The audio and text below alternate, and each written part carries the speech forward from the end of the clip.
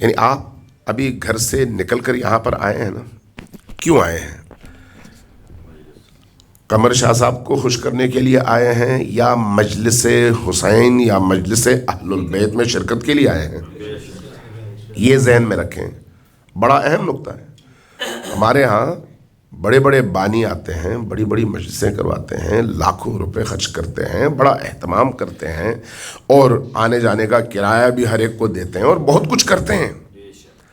سوال یہ ہے کہ یہ سارا عمل آیا واقعی اہل البیت کی خوشنودی اور اہل البیت کی تعلیمات کو انسانوں تک پہنچانے کے لیے ہے، یا اس کے پیچھے کہیں کچھ اور پوشیدہ ہے؟ یہاں پر انسان کا اپنا امتحان ہے۔ یہ امتحان ایسا ہے جو انسان نے خود دینا ہے، دوسرے لوگوں نے نہیں۔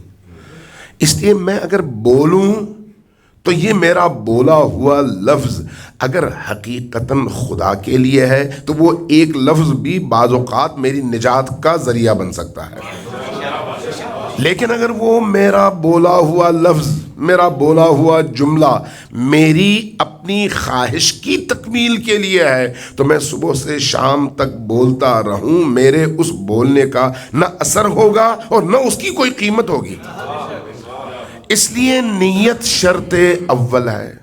نیت کہ میں جو بھی کام کر رہا ہوں اس کام کو کیوں کر رہا ہوں، کیوں کام کر رہا ہوں۔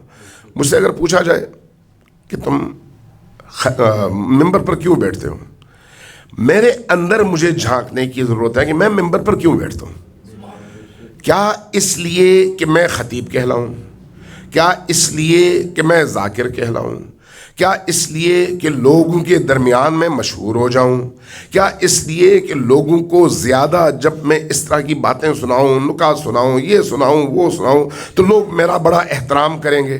اگر اس طرح کے خیالات میرے ذہن میں ہیں تو پھر ان خیالات کے ساتھ نہ اہل البیت ہیں، نہ خدا ہے، نہ رسول ہے، کیونکہ ان کو کچھ اور چاہیے، ان کو ملاوٹ نہیں چاہیے۔ ملاوٹ شدہ مال آپ نہیں لیتے، وہ کیوں لیں گے؟